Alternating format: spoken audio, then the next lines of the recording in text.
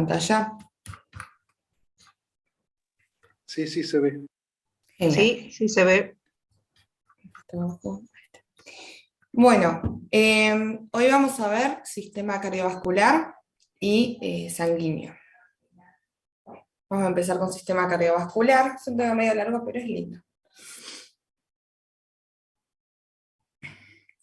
Bueno, sabemos que es un sistema que va a estar formado por un conjunto de órganos que están encargados de llevar la sangre y la linfa hacia los tejidos del cuerpo y de regreso al corazón, ¿no? O sea, se bombea desde el corazón la sangre y vuelve la sangre y con la linfa también.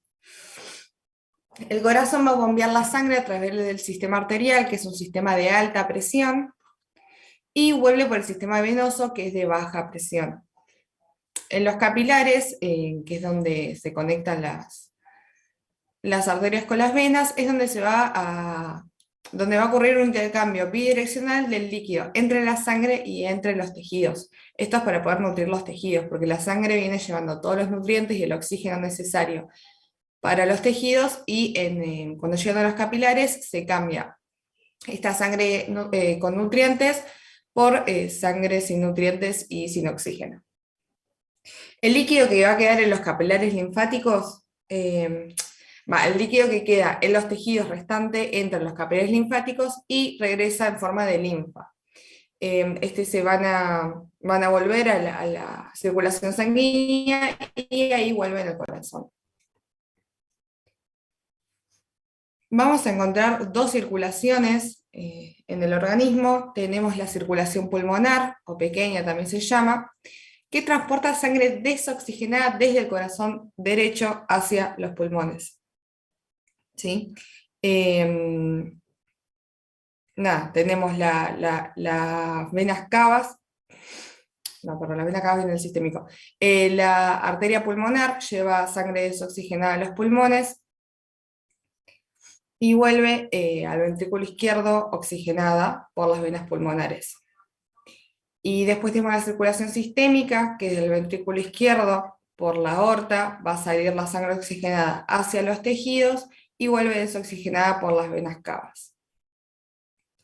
Y vuelve a la aurícula derecha y de vuelta sale a la circulación pulmonar desoxigenada para volver a oxigenarse, y así es como se nutre el organismo.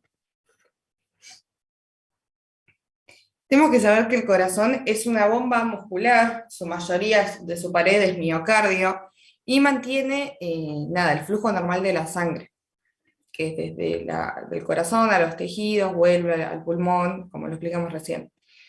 Y está rodeado por el pericardio, ¿sí? Que es una serosa, es un saco fibroso que va a estar rodeando al corazón, y tiene una capa visceral, que es la que está en contacto con el corazón directo, y una capa parietal. Entre estas dos capas vamos a encontrar un espacio virtual, se llama virtual porque es muy chiquito, casi inexistente, en que, bueno, este espacio, por ejemplo, si se llena de líquido se puede generar una pericarditis, pero tiene que saber que existe este espacio. Y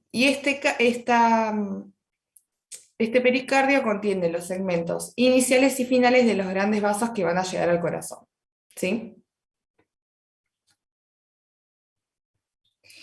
Bueno, el corazón, como deben saber ya, está formado por dos aurículas y dos ventrículos, que es a partir de los cuales van a bombear la sangre. A la salida de las cavidades, de cada cavidad entre aurícula y ventrículo, y entre ventrículo y vaso, van a haber válvulas, que lo que hacen es impedir que haya flujo retrógrado. Esto quiere decir que si pasa la sangre de aurícula a ventrículo, las válvulas auriculoventriculares se cierran para que no vuelva la sangre del ventrículo a la aurícula. Lo mismo del ventrículo a los vasos. Hay válvulas que permiten que la sangre salga y no vuelva a entrar al corazón. Eso permite que el flujo se mantenga unidireccional. Bueno, también encontramos el tabique entre las aurículas, el tabique intraauricular, que está acá abajo de los vasos, y un tabique intraverticular que separa el corazón en derecho e izquierdo. También esto permite que no haya mezcla de sangre desoxigenada con sangre oxigenada.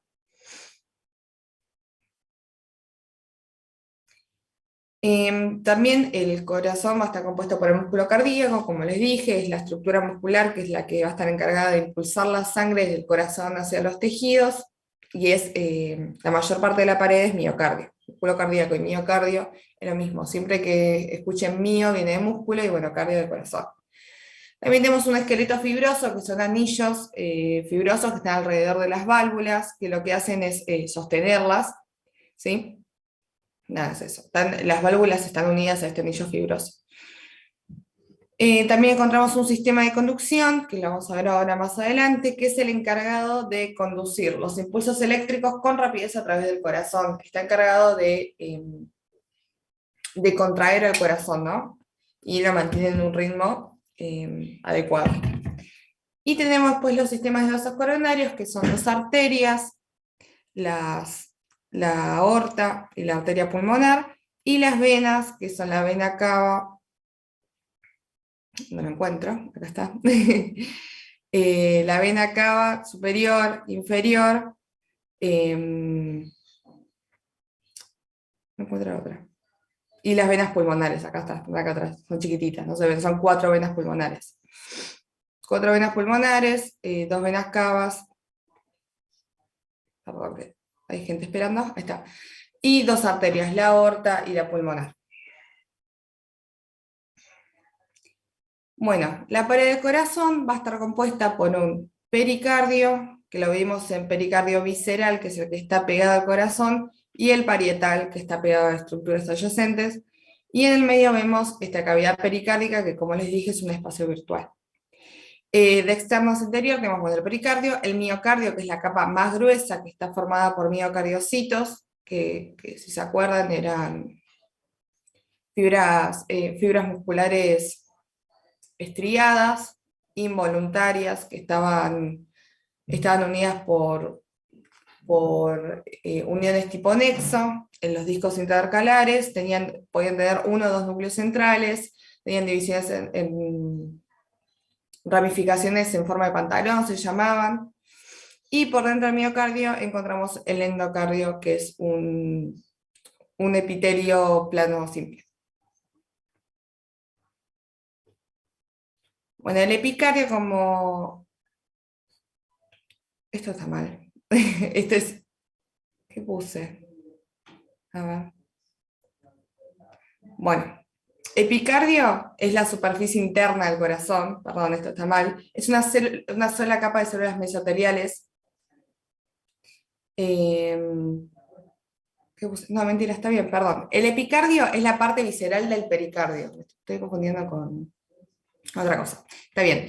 El epicardio tenemos la capa parietal y visceral. La capa visceral del pericardio se llama epicardio. Es la superficie externa del corazón, está en contacto con esta cavidad virtual, y es una sola capa de células mesoteliales, que si se acuerdan, células mesoteliales era este epitelio plano simple que iba a formar las serosas. También tiene tejido conectivo asociado.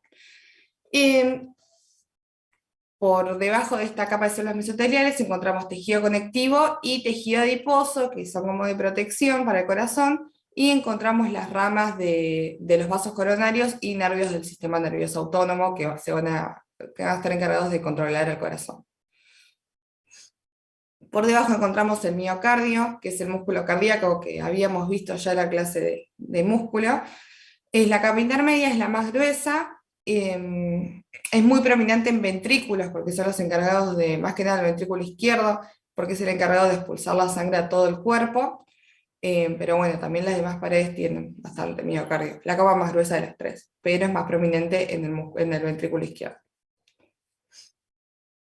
Y luego tenemos el endocardio, que es la capa interna del corazón, ¿sí? Es la que está en contacto con las cavidades, y vamos a encontrar un endotelio y un subendotelio.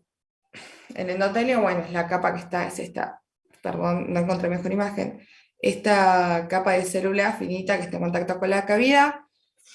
El subendotelio es tejido conectivo denso y regular, con fibras elásticas y células musculares lisas, ¿sí? En la que está por abajo del endotelio, es de sostén. Y después tenemos un subendocardio que es el que contiene el sistema de conducción. ¿Alguna pregunta hasta acá? No, Yo me ninguna. perdí en epicardio. Ok, sí, hice lío yo, perdón. Perdón. No, no, está bien, hice lío yo. El epicardio, o sea, ustedes tenían del pericardio, ¿dónde está? Acá, una capa visceral, que es la que está en contacto con el corazón, y una parietal, ¿sí? Que la parietal está por fuera, está después del espacio, el espacio del pericardio, y está en contacto con otras estructuras. La visceral, que es la que está pegada, bien pegadita al corazón, se llama epicardio, ¿sí? Sería como dos capas, perdón. Sí, el pericardio vos, siempre La segunda capa, perdón. las serosas que están cubriendo los órganos, pasa también la pleura, que es una serosa que cubre al pulmón, están divididas en dos capas siempre. Una visceral, que es la que está pegada al órgano en sí, un espacio, que se dice que es virtual porque es muy, muy finito, no se ve, y una capa parietal, que está en contacto con nuestras estructuras. Eh, Pasa lo mismo acá de corazón, tenemos una visceral que se llama epicardio, tiene un nombre propio, como el pulmón que es pleura, y bueno, la parietal. El epicardio entonces es la que está recubriendo directamente al corazón, está pegadita al corazón. Es una capa visceral, es la capa visceral, perdón. Es tejido conectivo denso, sí, eso nada más. Son capas, tejido conectivo denso con células planas, ¿sí? Que son las células mesoteliales. ¿Se Perfecto. entendió? Sí, Igual re. también, genial. Y también Me forma había parte perdido en la de... división. No, no pasa nada. Y tiene asociado esto el submesotelio abajo, que es como el sostén, que es tejido conectivo y tejido adiposo. Y bueno, donde están los vasos, porque si se acuerdan, los epitelios son avasculares. Bueno, miocardio. ¿Alguna otra duda de esto, de las capas?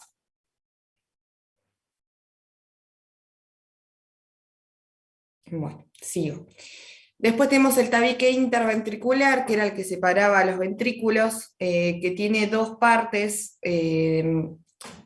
Tiene la parte más inferior, que se llama porción muscular, que está compuesta de músculo cardíaco, y su parte superior se llama porción membranosa, porque es más que nada solo endotelio.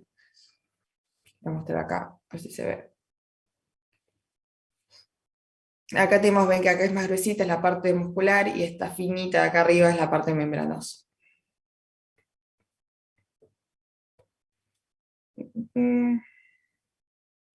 Acá.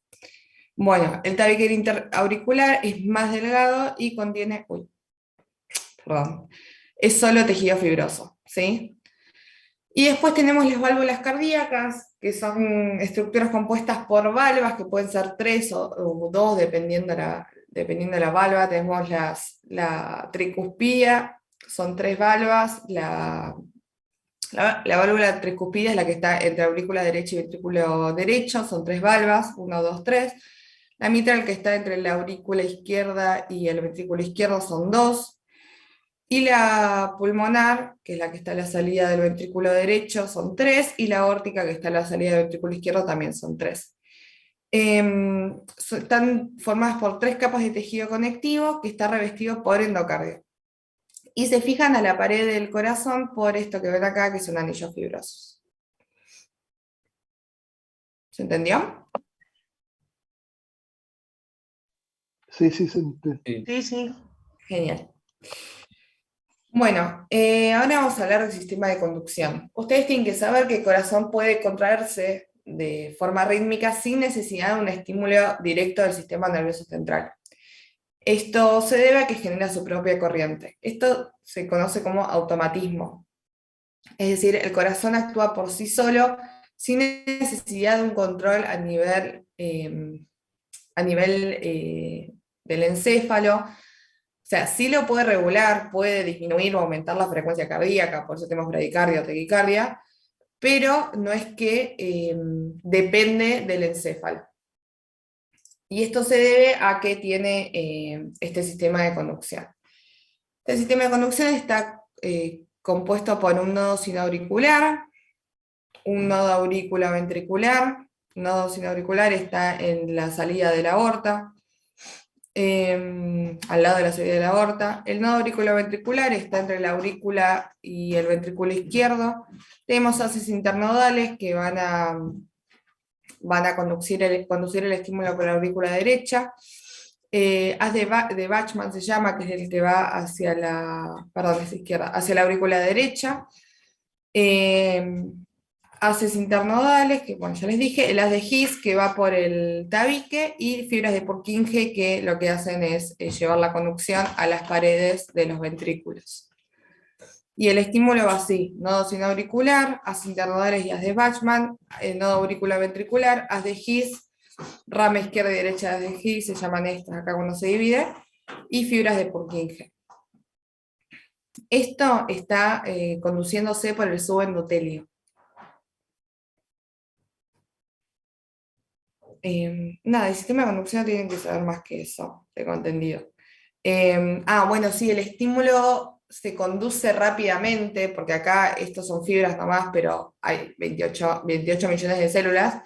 Se conduce entre las células a través de esos discos intercalares que habíamos dicho que eran uniones nexo, entonces llevan rápidamente la conducción a todas las células para que se pueda contraer rítmicamente. Primero aurículas y después ventrículos. Pues si por ejemplo, se contrae toda la vez, la sangre no sale. Si se contrae primero una aurícula, después la otra, se mezcla mal la sangre. Necesitamos una contracción rítmica y ordenada. ¿Se entendió? Sí, sí. Genial.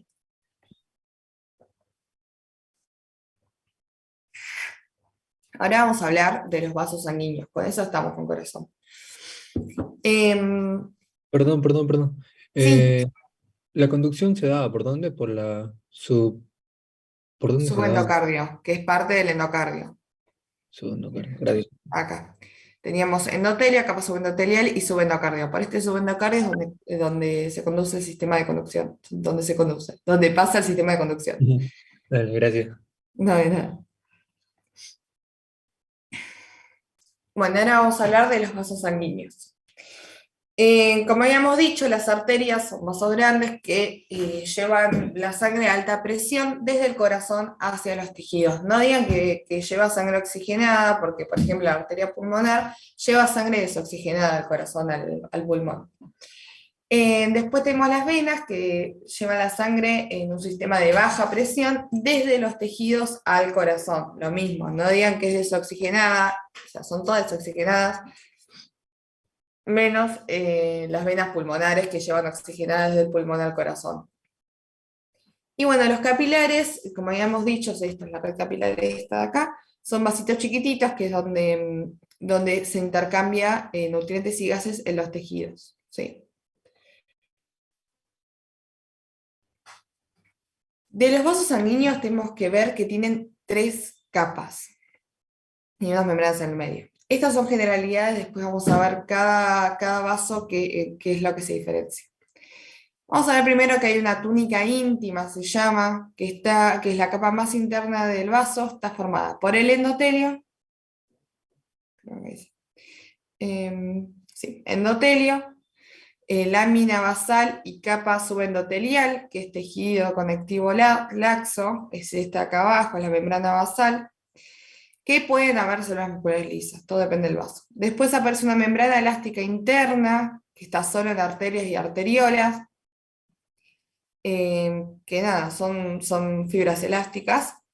Después tenemos una túnica media, que es es la capa media, está organizada en estratos circulares de músculo liso, es todo músculo liso.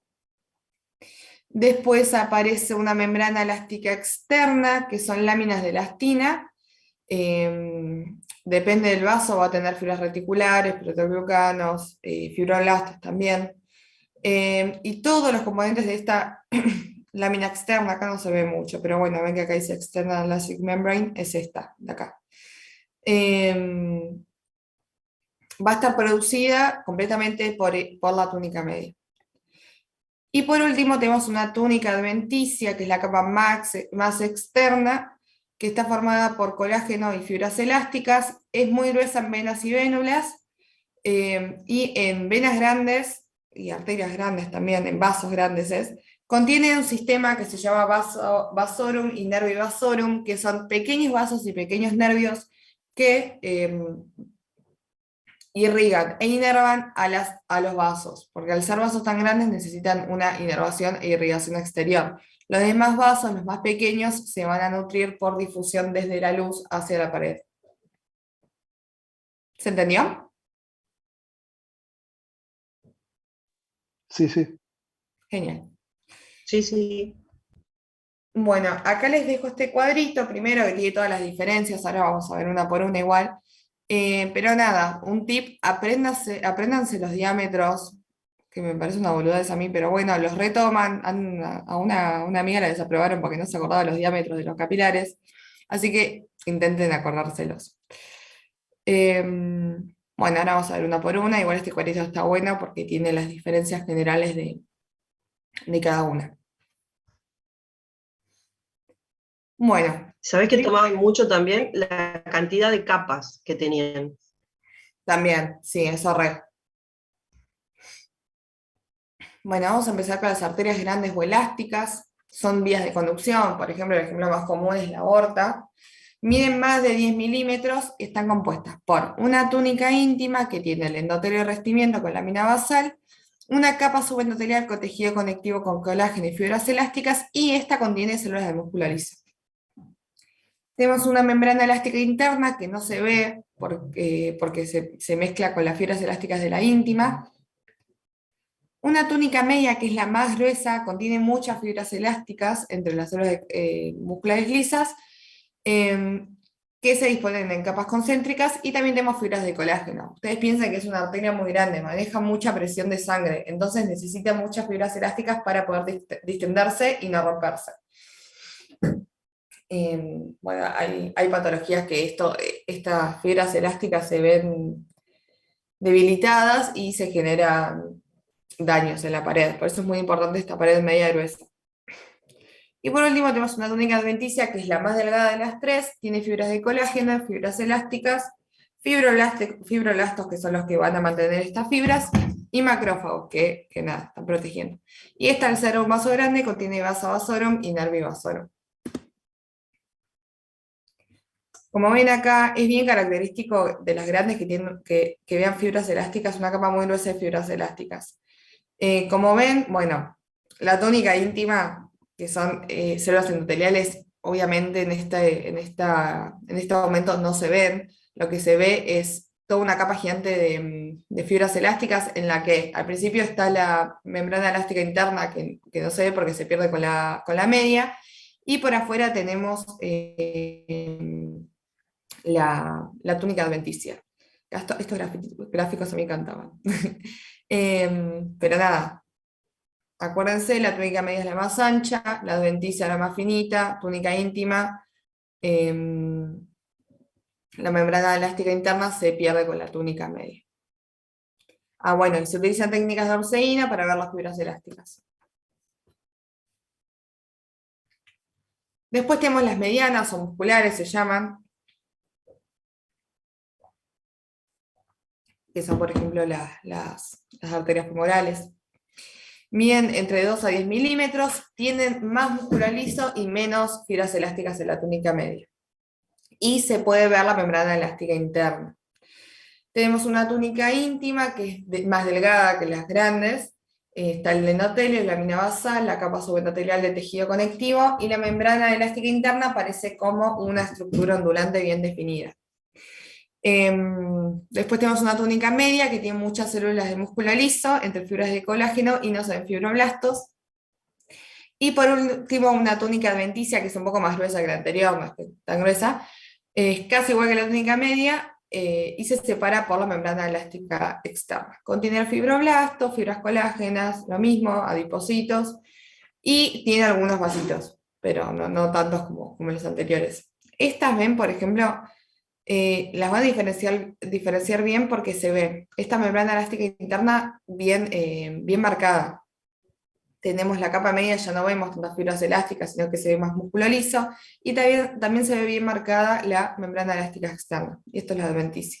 Ven que no hay tanta diferencia entre la túnica media y la adventicia. Ustedes para los vasos intentan buscar algo que los caracterice, cosa de que lo vean y digan, ya sé que esto es una arteria muscular porque tiene bien marcada la membrana elástica interna. Esto es una arteria grande porque no veo la membrana elástica externa, sino que veo toda una capa gigante de fibras elásticas. Y después tenemos a las arterias pequeñas y arteriolas, estas ya son un poquito más difíciles de ubicarlas, pero se puede. Las arterias pequeñas tienen menos de 10 capas de músculo liso, la túnica media claramente, la membrana elástica está presente y la túnica adventicia es muy finita. Se ve así, una arteriola. Así, se ve. Así. Perdón, arteriola no, arteria pequeña es esto es una arteriola, arteria pequeña acá. Ven que tiene una capa ahí, no se puede contar, pero bueno. Si cuentan las células, ponele que, no sé, 1, 2, 3, 4, ponele 4 o 5 capas tiene esto. Y después tenemos las arteriolas, que es solo 1 o 2 capas de músculo liso. Esto es una arteriola, esto está gigante. Ven que el aumento es gigante al lado de esto. Ven, no sé, como mucho, ponerle que 3 núcleos y uno tiene que corresponder al endotelio. Esa es la diferencia entre arterias pequeñas y arteriolas. Lo van a poder distinguir por las capas. Ustedes miren los núcleos más que nada. Si ven 2 o 3 núcleos, es una arteriola. Si ya ven acá, ves que se ven más de 2 por lo menos, es una arteria pequeña. Sé que es difícil, pero bueno. Acá se ven también, es más gruesita también, ven que tiene más células. Está bien, el corte igual es medio transversal, pero bueno.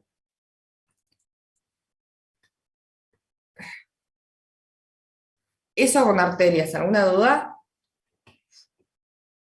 ¿Puedes repetir de arterias pequeñas y arteriolas, por favor? Arterias pequeñas tienen que saber que tienen menos de 10 capas de músculo liso en la túnica media. Bueno, tiene la membrana elástica, eso, no se pierde la membrana elástica. Si ven acá también se ve bien un poco la membrana elástica. Y una túnica adventicia muy fina. Sí, ustedes tienen que más que nada diferenciarla por esto, por la cantidad de células en la túnica media y bueno, si se llega a ver por casualidad la membrana elástica interna. Y las arteriolas son solo 1 o 2 capas de músculo liso y un endotelio, no tienen adventicia tampoco. Y si nada, las van a ver así, tienen núcleos, se ven con núcleos muy grandes. Ustedes siempre tienen que buscar una luz. Generalmente aparecen eritrocitos, ven esto rojo acá son eritrocitos. Eso ya saben que es un vaso. Y nada, tienen 1 o 2 capas de músculo liso, van a ver muy poquitos núcleos alrededor, o como si fuera una capa circular de músculo liso, van a ver, no mucho más que eso. Acá si ven la diferencia, tiene más capitas. Cada núcleo piensen que está en una capa diferente. ¿Se entendió ahí? Sí, gracias. No, de nada. Ahí esto, 10 a 100 micrómetros es esto, la U, no se pone la MU, creo que se llama la letra, pero bueno, no sabía ponerla. Y estos milímetros. Después seguimos con los capilares. Bueno, antes de los capilares, las arterias lo que hacen es regular el flujo de entrada y salida a este sistema de capilares, que son los vasos sanguíneos de diámetro más pequeño de todos. No son ni arterias ni venas, son como la conexión entre las arterias y las venas, y donde se realiza el intercambio de nutrientes, de gases y productos de desecho a través de su membrana. Son solo una capa de células endoteliales, nada más, y su lámina basal. Esto es porque tienen que permitir el pasaje de nutrientes y de gases, por eso tienen que ser bien finitos. Y permiten el pasaje de eritrocitos uno a la vez. También están rodeados de pericitos, ahora vamos a ver. Tenemos 3 tipos de capilares. Los continuos, que tienen una capa endotelial continua, sin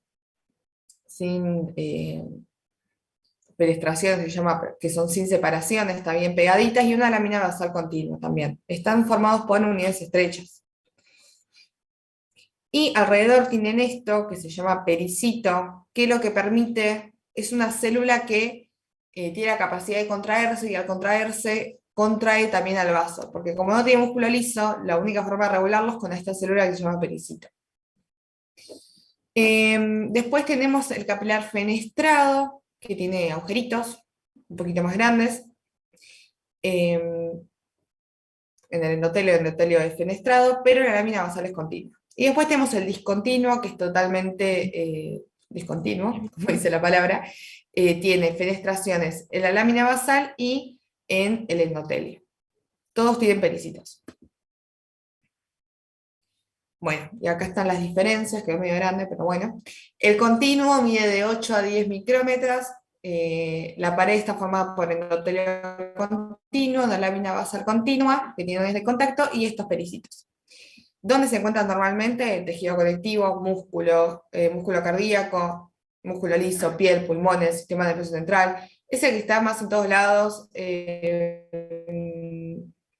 Lo único que permite esto es el pasaje de gases, porque los demás son moléculas muy grandes para pasar, y están para nada, oxigenar y nutrir con cositas chiquitas, tipo sodio, iones.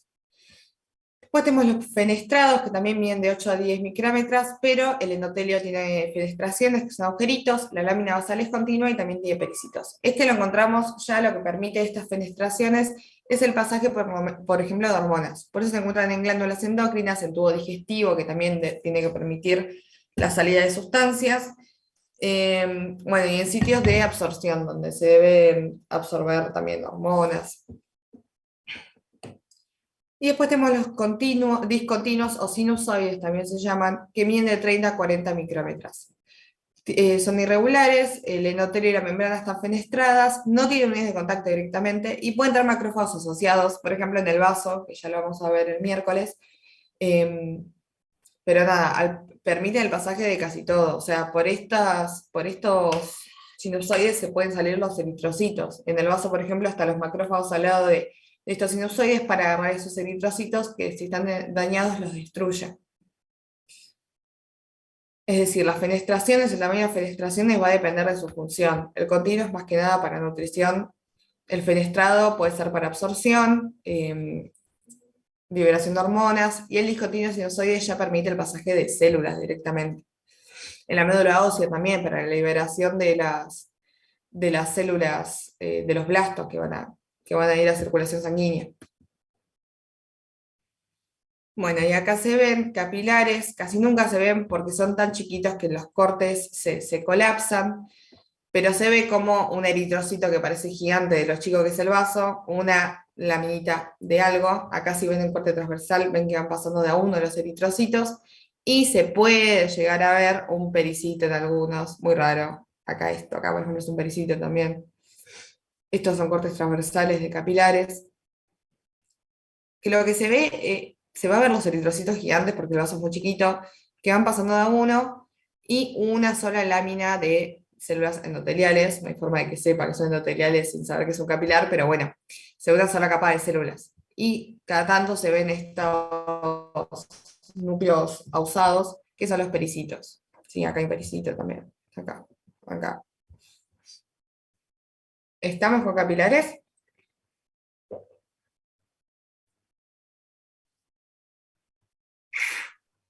Sí.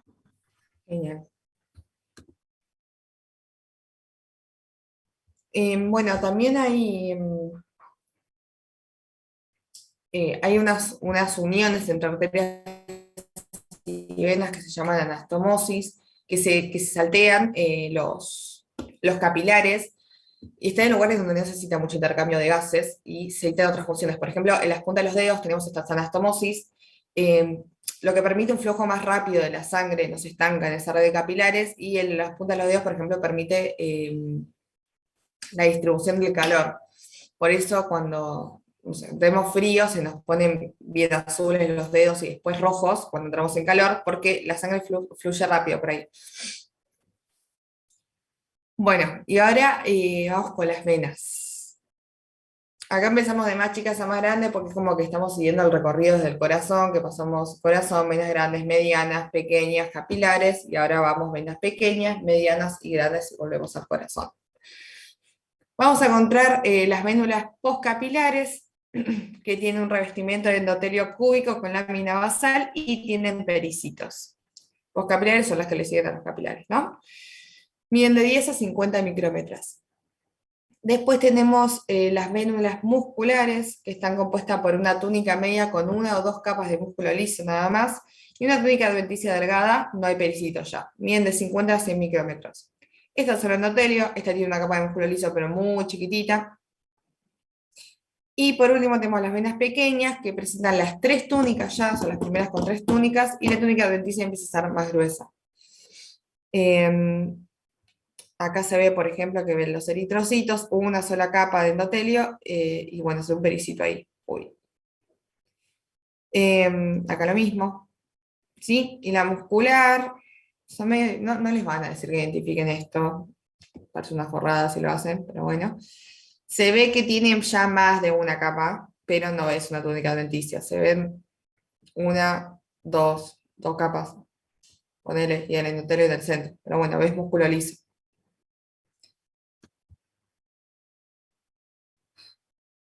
Puse dos veces. Ahí está. Después tenemos las venas medianas, que son las que le siguen en tamaño, estas presentan válvulas, ¿sí? Y estas válvulas son más abundantes en la parte inferior del cuerpo, esto para evitar el flujo retrógrado. Ustedes piensan que la sangre tiene que subir desde las piernas hasta el corazón, ¿no? Y las venas no tienen mucha capa muscular, entonces no tienen mucha capacidad de contracción. Entonces, cuando sube la sangre, hay que intentar que no haya flujo retrógrado, es decir, que vuelva. Entonces, pasan estas válvulas de la sangre y cuando pasa se cierran. Esto permite que la sangre siga subiendo y no vuelva a los pies. Están formadas por una túnica íntima, que es endotelio con lámina basal, una capa subendotelial que tiene finas capas de músculo liso, y una membrana elástica interna discontinua. No es muy visible. Tiene una túnica media delgada, con células de músculo liso, poquitas, fibras de colágeno y algunos fibroblastos, y lo importante, en las venas, es la túnica adventicia, las arterias en la túnica media, si se acuerdan. Es la más gruesa, tiene fibras de colágeno y redes de fibra elásticas. Acá pueden ver esto, en una vena se ve una capa gigante de túnica adventicia. La media es esto, ¿entienden? No es nada, comparación de una arteria. Eso ya es la primera diferencia que tiene que ver con una arteria. Y bueno, acá tenemos membrana elástica, tampoco no se ve nada, y las células endoteliales.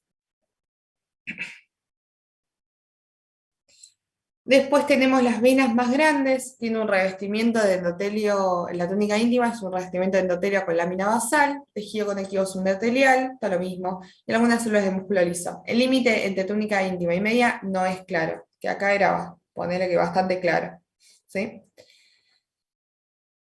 La túnica media es delgada, son células de músculo liso, fibras de colágeno y algunos fibroblastos, lo mismo, pero delgada, acuérdense. Y la túnica adventicia es la capa más gruesa, tiene fibras de colágeno, fibras elásticas, fibroblastos y presenta músculo liso longitudinal, porque ya son venas grandecitas. Bueno, no tiene membranas elásticas, en realidad, o sea, habíamos visto que la mediana tenía algo, pero es muy discontinuo, no se ve. Y acá vemos túnica adventicia, chicos, es todo esto. Acá tenemos la media súper chiquita y bueno, la íntima.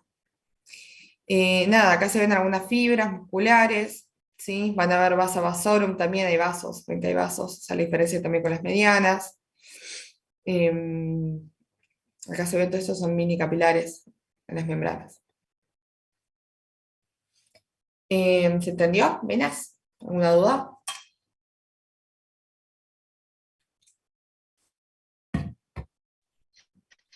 Yo tengo una pregunta. Tipo, cuando se refieren a vasos o a capilares, ¿es como lo mismo? Ordinariamente hablando. Los vasos, no. Los capilares Sí. son un tipo de vasos. O sea, vasos vos tenés capilares, Claro. venas y arterias. Lo que pasa también es que en un corte histológico lo que más vas a ver siempre son capilares, porque vos pensás que tomás una biopsia. nunca vas a llegar a agarrar un Sí, pedazo de arteria femoral. O sea, lo que agarras son capilares, son muy chiquitos, porque también se desangra la persona, si no. Entonces, generalmente en los cortes histológicos se ven capilares. Es raro ver un pedazo ajá. de aorta. Un pedazo de, sí, sí, bueno, dale, porque me confundo porque viste que siempre se ven en los cortes, en todas las fotos que te muestran, Sí, esto es un vasito, un capilar, o sea, sé que los vasos, o sea, lo acabas de explicar, por eso lo sé, que son las arterias, las venas capilares. sí, y Por linfáticos eso me también. confundí. Igual, muchísimas gracias. No, de nada. Pero sí, es raro. Generalmente además, cuando toman el examen, los vasos, y toman una imagen para ver arterias medianas, eh, arterias grandes o venas medianas o venas grandes, lo que hacen es ponerte directamente el vaso y vos tenés que decir cuál es. Pero nada, está haciendo una biopsia directamente del vaso, porque agarrar un tejido con un pedazo de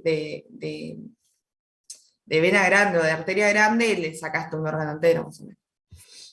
Y los linfáticos, esto también son chiquititos como los capilares, pero no se ven porque se colapsan en las muestras. Es muy difícil. Si los ves, en realidad realmente es porque hay un linfoma o algo así, pero bueno, no importa, lo van a ver en tercero, pero no se ven en los cortes. Bueno, Eh, bárbaro. Ahora sí, linfáticos. Lo que hacen es transportar linfa desde los tejidos hacia los vasos sanguíneos. La linfa, que es un ultrafiltrado de la sangre que tiene los desechos que quedaron en el tejido. Nosotros pasamos sangre con nutrientes y oxígenos al tejido. El tejido se nutre, se oxigena, parte de la sangre vuelve, los eritrocitos más que nada, vuelven por la absorción a las vénulas postcapilares y el resto se va por los vasos linfáticos, todos los desechos.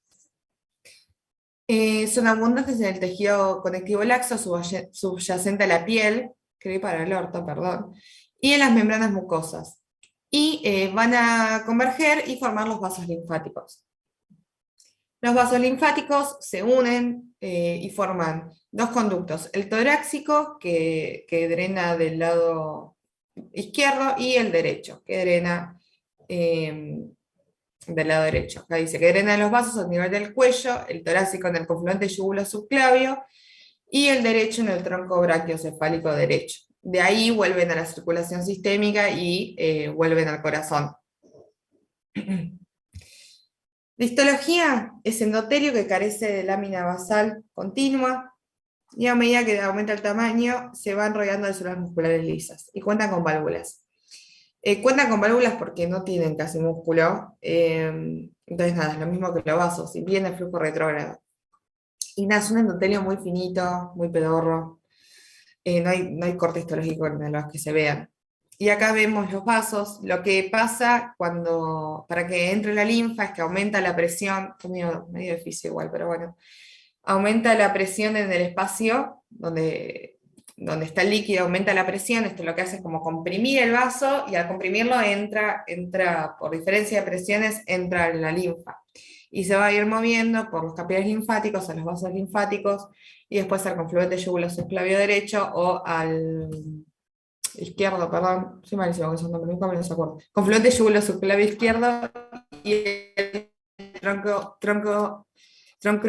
brachiocefálico derecho. Anatomía no es lo mismo. Nada, tiene que saber eso. Si le preguntan algo de esta imagen no va a ser porque no existe. Sepan que es una membrana finita de endotelio, los capilares, los vasos presentan un poco de fibras musculares lisas.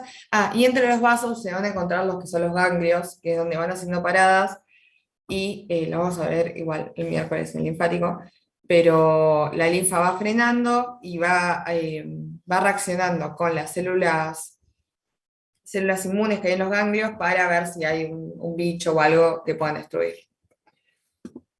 Con eso estamos con vasos y corazón. ¿Alguna duda? Por mi parte, increíble.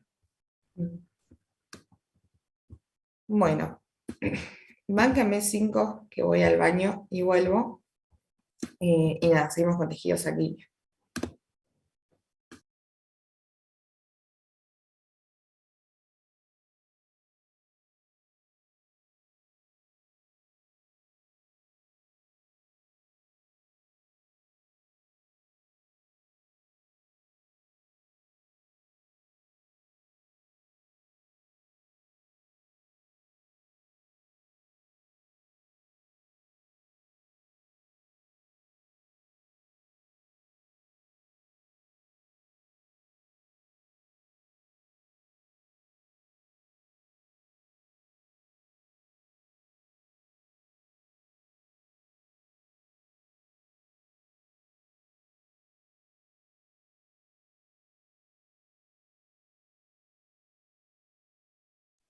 Acá volví. Bueno, vamos a seguir con tejido sanguíneo. Es un tejido conectivo también especializado, es líquido, ¿sí? Que es, bueno, como vimos recién, es el que circula a través del sistema cardiovascular. Tiene funciones súper importantes, obviamente. Transporta sustancias nutritivas y oxígeno hacia las células, hacia los tejidos de forma directa o indirecta. Va a transportar también los desechos y el dióxido de carbono desde los tejidos hacia el corazón. Distribuye hormonas, sustancias que regulan a los otros tejidos. Mantiene la homeostasis porque actúa como amortiguador. ¿Esto qué quiere decir? El que actúa como amortiguador es que mantiene el pH en un nivel óptimo, que es 7,4, si les interesa, no se lo van a tomar, pero bueno. No permite que haya desviaciones del pH. Participa en la coagulación y en la termorregulación. Transporta las células y agentes del sistema inmunitario también al lugar donde tienen que actuar. ¿Cómo está compuesto? Es un 55% plasma y un 45% de elementos figurados. El plasma está compuesto por agua, proteínas plasmáticas, que son la albúmina, que es la que más hay, inmunoglobulinas, que es lo que son anticuerpos, fibrinógenos, que actúan en la coagulación, y tenemos otros solutos como gases, oxígeno y carbono, iones, ácido úrico, creatinina. Y los elementos figurados son las células, entre comillas, no se dice células porque las plaquetas no son células en sí, son los eritrocitos, los leucocitos y las plaquetas. Los eritrocitos son el 45% de la sangre total. A este número se lo llama hematocrito, ¿sí? Hematocrito es el porcentaje de la sangre que está ocupada por eritrocitos. Los leucocitos y plaquetas son menos del 1% de la sangre, en normalidad, ¿no? Y bueno, la mayoría es plasma. Vamos a empezar con los elementos figurados. Empezamos por los glóbulos rojos, que son discos bicóncavos anucleados. Esto que sean bicóncavos les permite pasar más fácilmente por los vasos, ya que es como que se pueden doblar. Son los encargados de transportar dióxido de carbono y oxígeno. Tiene una vida media de 120 días y contiene la hemoglobina, que es una proteína, que es la que está formada por hierro y globina, que es la encargada de transportar el oxígeno y el dióxido de carbono hacia los tejidos y desde los tejidos. Y bueno, se forma la médula ósea desde una célula madre hematopoyética, pasa a una célula madre mieloide, hay un proeritroblasto, un eritroblasto, un normoblasto, esto es todo de memoria. Ahí se libera sangre, pasa a reticulocito y por último eritrocito. Acá vemos el desarrollo de los eritrocitos. Empiezan con la célula madre en la médula ósea, proeritroblasto, ¿sí? Esto va perdiendo el núcleo y las organelas. Normoblasto, reticulocito tiene partecitas del núcleo ahí deshecho, pero casi no tiene nada, y después tenemos el eritrocito que ya perdió todo y es el activo y circula en sangre.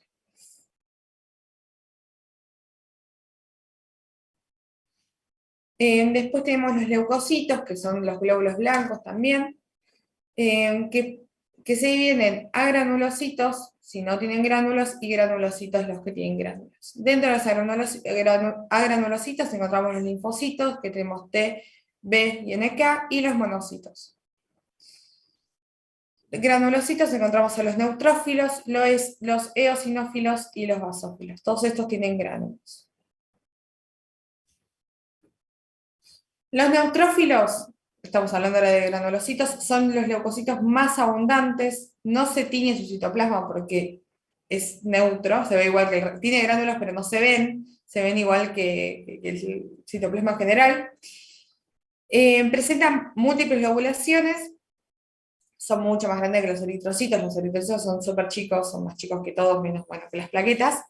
Son los primeros en actuar frente a una lesión. Cuando hay una lesión, estos leucocitos van a ser llamados por un tipo de señales, y son los primeros en aparecer, pero también son los primeros en morir.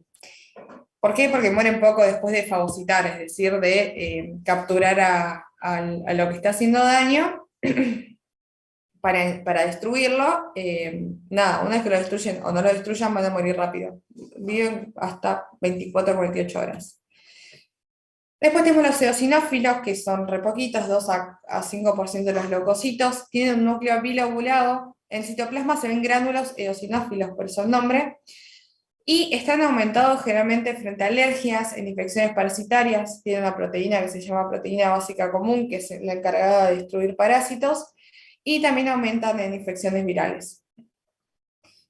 Y por último, tenemos a los basófilos, que tienen un núcleo ligeramente lobulado, presentan gránulos citoplasmáticos bien basófilos, y se aumentan frente a la respuesta inflamatoria de algunos parásitos. Los basófilos es muy raro que estén aumentados. Realmente se aumentan neutrófilos siempre frente a una infección, y eosinófilos cuando hay una alergia o una infección viral se aumenta.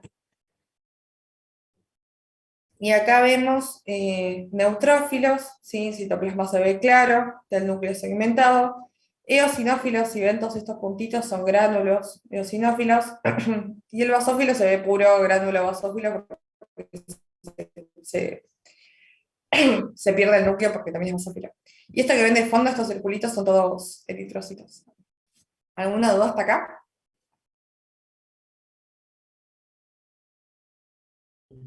No, no, no. Genial. Y esto...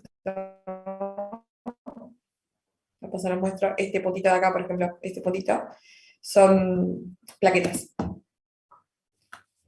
De los agranulocitos tenemos los monocitos, que son el 4 al 8% de los leucocitos, son las células precursoras del sistema fagocítico mononuclear, que cuando abandonan los tejidos se diferencian a el tipo de célula, por ejemplo, macrófago, célula de Kupffer, células dendríticas. Esto nada, el monocito, cuando hay también alguna amenaza a los tejidos, son llamados, y migra, y ahí se transforman en la célula que va a actuar. Realmente son macrófagos. Y se ven así, son enormes, son muy grandes, si lo ven en comparación al resto son re grandes, y tiene este núcleo en forma arriñonada, se dice. Y los linfocitos son los agranulocitos más abundantes, son el 30% total, y tenemos linfocitos T, B y NK. En un frote sanguíneo, que es el tipo de muestra que se usa para ver la sangre, se ven todos iguales, no hay forma de diferenciarlos. La única forma de diferenciarlos es con inmunohistoquímica, con algún marcador. Tenemos entonces los linfocitos T, que se diferencian del timo, son el 80%, son la mayoría. Ay, perdón. Van a participar en la inmunidad mediada por células y se diferencian en CD8 y CD4. A su vez, los CD4 se diferencian en TH1, TH2 y TH7. Y también hay linfocitos T de memoria. Cada TH tiene diferentes funciones, que no sé si explicárselos ahora porque no lo van a ver mucho más adelante en la carrera.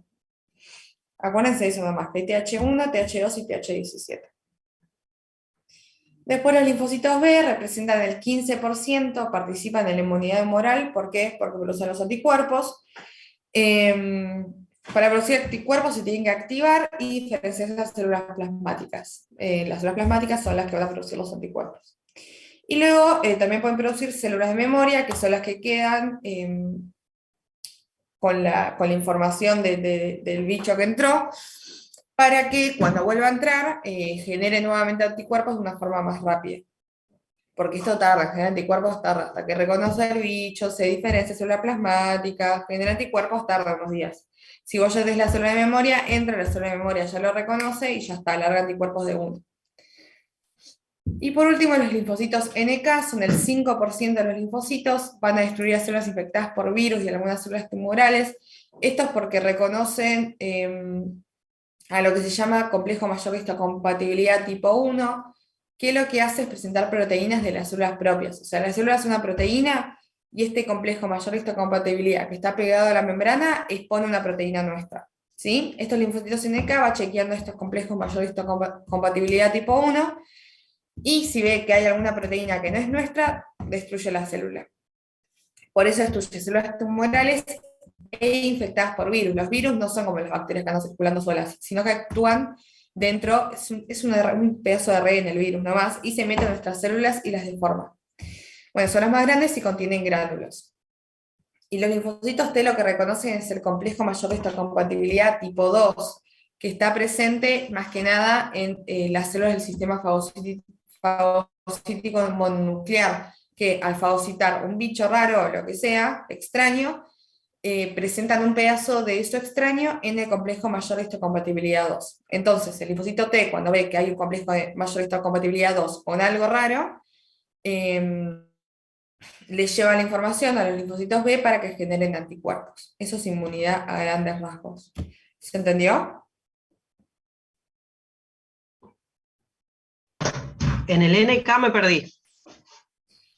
El NK va a destruir células propias modificadas por un virus o porque son tumorales, ¿sí? Nuestras células todas presentan complejo mayor de histocompatibilidad 1, que es un complejo de la membrana que lo que hace es presentar las proteínas que forman la misma célula. Entonces siempre van a ser normales, el linfocito NK no hace nada. Cuando el linfocito NK ve que esa proteína que se expresó es rara, la destruye. ¿Se entendió eso? Sí, eso sí. Genial. Y los linfocitos T lo que hacen es reconocer complejo mayor de histocompatibilidad 2, ¿sí? Que estos lo tienen las células fagocíticas, es decir, que fagocitan cosas extrañas. Estas cosas extrañas que fagocitan, después un pedacito de eso lo ponen en este complejo mayor de histocompatibilidad 2. Entonces el linfocito T va chequeando estos complejos mayor de histocompatibilidad 2, y cuando ve que se presentó algo raro, se queda esa información y se la lleva a los linfocitos B. Y le dice, che, hay algo raro, hace anticuerpos. Y el linfocito B, con esa señal, genera anticuerpos contra eso que fagocitó el fagocito. ¿Se entendió más o menos? Sí, ahora sí, ahí voy.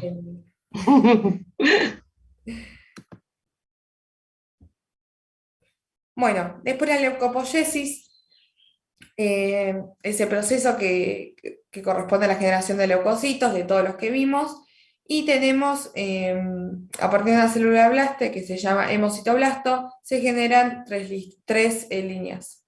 La mieloblasto, que forma todo lo que son granulocitos, neutrófilos, basófilos y eosinófilos; linfoblastos generan los linfocitos, y los monoblastos generan los monocitos. No sé si ven mucho más de hematopoiesis ustedes. Si no, tengo un cuadro para pasarles, pero bueno, la verdad es que es todo memoria, son nombres. Si no, para mí con eso van a estar. Pero bueno.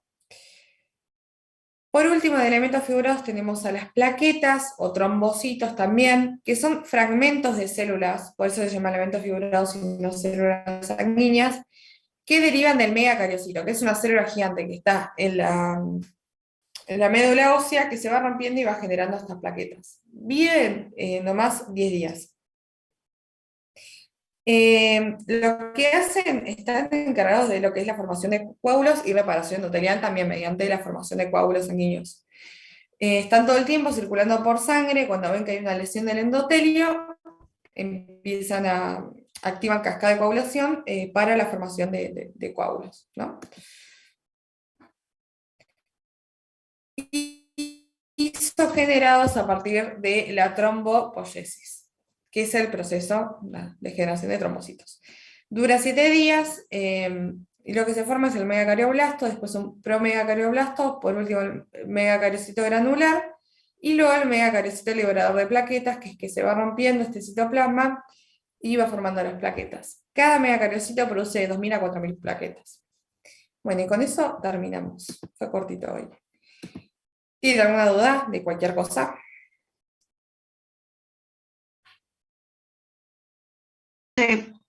Las plaquetas serían los pedacitos de citoplasma que libera esta célula mega, no me acuerdo cuánto.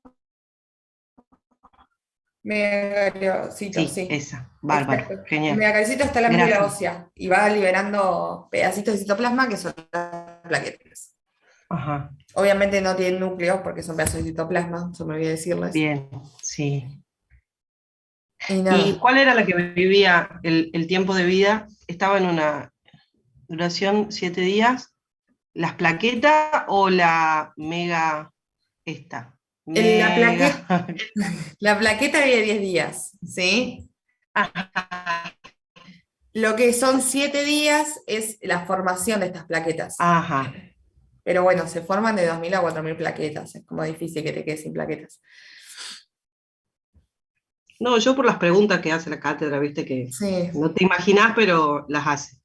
sí, sí, sí. Preguntan cosas, no preguntan lo importante y preguntan cosas que no se puede creer. Sí. No, bueno. Hermosa clase, muchísimas gracias. No, no ustedes. ¿Alguna duda más? ¿Alguien?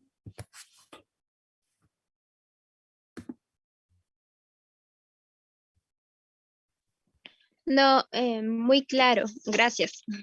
No. Bueno, igualmente si tienen alguna duda, me mandan o por Instagram o por WhatsApp o los grupos de viento, donde quieran yo respondo.